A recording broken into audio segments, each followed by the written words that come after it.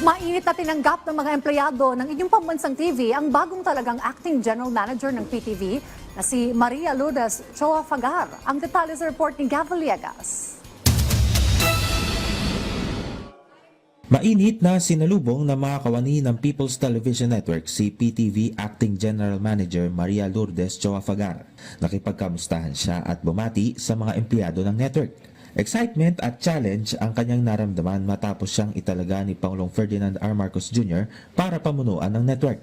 Nag-isip na ako what are the things that I should do. I got excited, of course.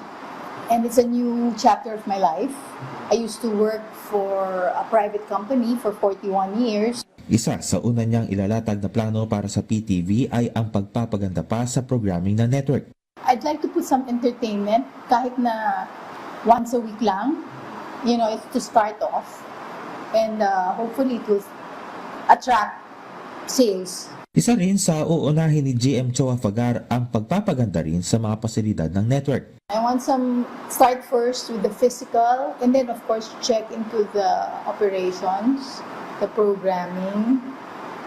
Marami akong pag-aaralan para maayos natin mapunta natin sa isang direksyon.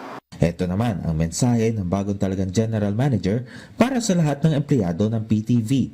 We will all work together. As long as you do your share, I will do my share. Thank you. Bago ang pagkakatalaga kay Choa Fagar bilang General Manager, ay nagsilbi muna siya bilang executive ng isang production outfit.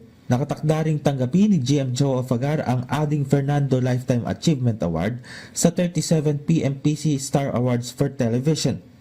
Nakatakdang gawin yan ngayong buwan dahil sa kanyang natatanging kontribusyon bilang isang producer. Gab Villegas para sa Pambansang TV sa Bagong Pilipinas.